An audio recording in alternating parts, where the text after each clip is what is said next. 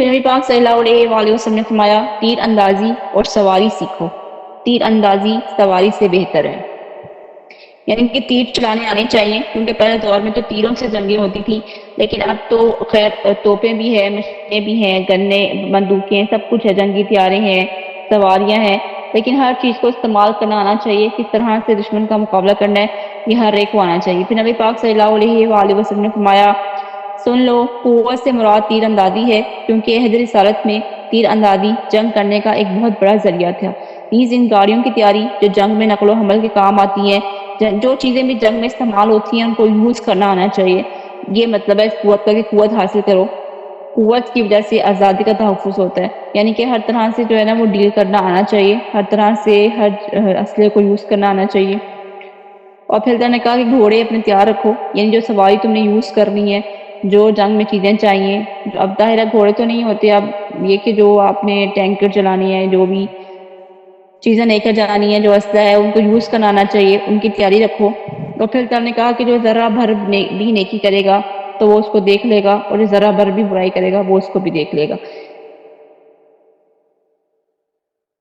یعنی گھوڑے تین قسم کے ہوتے تھے پہلے دور میں، ایک رحمانی اور ایک شیطانی اور ایک انسانی۔ رحمانی وہ گھوڑا ہے جو اللہ تعالیٰ کی راہ میں پالا جائے، اس کے چارے، لید اور پیشاب میں ثواب ہے۔ شیطانی وہ گھوڑے ہیں جن سے جوا کھیلا جاتا ہے یا گھوڑ دھوڑ کرائی جاتی ہے، اور انسانی گھوڑے وہ ہیں جو کمائی کے لیے پالے جاتے ہیں،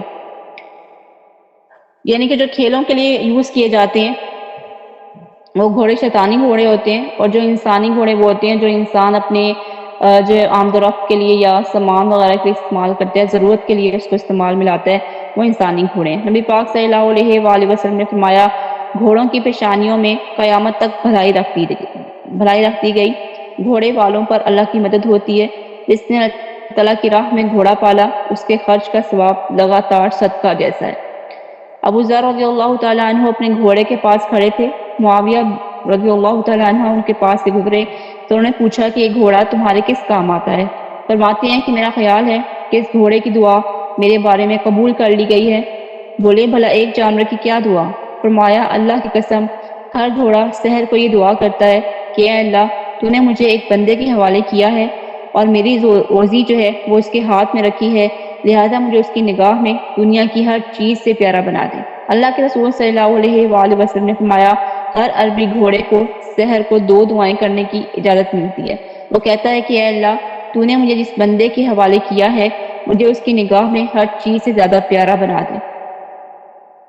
یعنی کہ گھوڑے بھی دعا کرتے ہیں، جن پیٹس کو ہم اپنے گھروں میں رکھتے ہیں، چاہے وہ بلیاں ہیں، چاہے مرغیاں ہیں، کوئی بھی چیزیں ہیں جن کو ہم اپنے گھروں میں رکھتے ہیں، وہ بھی جو ہے نا اللہ کا ذکر کرتی ہیں کہ ہم کس طرح سے جو ہے ان کی دیکھ بھال کر رہے ہیں، کس طرح سے ہم ان کو کھانا دے رہے ہیں، کتنا ان کا خیال رکھ رہے ہیں، وہی ساری چیزیں جو ہے نا اللہ تعالیٰ سے شیئر کرتی ہیں۔ ہر پیٹ شیئر کرتا ہے، ایون جو قربانی کا بکرا، گائے، اونٹ، جو چیزیں بھی ہم اپنے گھروں میں لے کر آتے ہیں، ہم ان کی کتنی دیکھ بھال کرتے ہیں، کتنی محبت سے رکھتے ہیں، یا ان کے ساتھ ظلم کرتے ہیں، یا انہیں ٹائم پہ کھانا نہیں دیتے، یا ان کو بہت لیٹ کھانا ملتا ہے، تو وہ ہر چیز کو اللہ تعالیٰ کے ساتھ شیئر کرتے ہیں، ہر چیز کو اللہ تعالیٰ کو بتاتے ہیں کہ یہ میرا مالک جو ہے جس کے حوالے آپ نے مجھے یہ کیا، یہ میرے ساتھ یہ سلوک کر رہا ہے۔ اس لیے پیٹ بہت بڑی رسپانسبلٹی ہوتی ہے، کیونکہ یہ آپ کو دعائیں بھی دیتے ہیں اور پھر یہ آپ کے لیے بددعا کا سبب بھی بنتے ہیں۔ ایک عورت تھی، اس نے جو ہے وہ اپنے گھر میں پالی، یہ اسلام میں ہے یا حدیث کے الفاظ ہیں، شاید حدیث کا مفہوم ہے کہ اس عورت نے ایک بلی پالی اور اس بلی کو وہ اکیلا گھر چھوڑ کے چلی گئی۔ وہ بلی بندھی ہوئی تھی اور اس کو آنے میں تھوڑا دیر ہو گئی، اور بلی کو اس نے کھانا نہیں دیا ہوا تھا، بھوک کی وجہ سے تھی، اور اوپر سے وہ باندھ کر گئی ہوئی تھی اس کو کہ وہ چلتی پھرتی تو شاید کچھ کھا لیتی، اور بھوک کی وجہ سے وہ بلی مر گئی، اور اس بھوک کی بلی کی وجہ سے وہ عورت جہنم میں گئی۔ تو یہ بہت بڑی رسپانسبلٹیز ہے، پیٹ کو ڈیل کرنا، ان کو پالنا، ان کی ہر طرح سے ان کا خیال رکھنا۔ اب یہ دیکھیں یہاں پہ جو گھوڑا اس نے پالا ہے، وہ گھوڑا اس کو ہر روز یہ دعا دیتا ہے کہ اے اللہ تو نے ایک بندے کے جس کے حوالے مجھے کیا ہے اور میری روزی جس کے ہاتھ میں رکھی ہے، لہذا مجھے اس کی نگاہ میں دنیا کی ہر چیز سے پیارا بنا دے۔ تو یہ بہت ہم نے پہلے بھی سیرت میں یہ پڑھا تھا کہ کس طرح اونٹ، کس طرح گدھے اپنے مالکوں کی شکایت حضور پاک صلی اللہ علیہ وآلہ وسلم سے کیا کرتے تھے۔ اب ظاہر ہے کہ حضور پاک صلی اللہ علیہ وآلہ وسلم موجود اس دنیا میں نہیں ہے، تو وہ ڈائریکٹلی اللہ تعالیٰ سے کانٹیکٹ کرتے ہیں، ڈائریکٹلی اللہ تعالیٰ سے کنیکٹ ہوتے ہیں، کیونکہ وہ بے زبان ہوتے ہیں، وہ ہم سے نہیں کہہ سکتے، نہ ہی وہ کسی اور سے کہہ سکتے ہیں۔ تو پھر جب اللہ تعالیٰ کے پاس معاملہ پہنچ جاتا ہے تو پھر انسان کے لیے بہت مشکل ہو جاتا ہے اس کو کنٹرول کرنا، پھر وہ انسان کی ہلاکت کا سبب بنتا ہے، یا تو انسان کی آخرت سمجھ جاتی ہے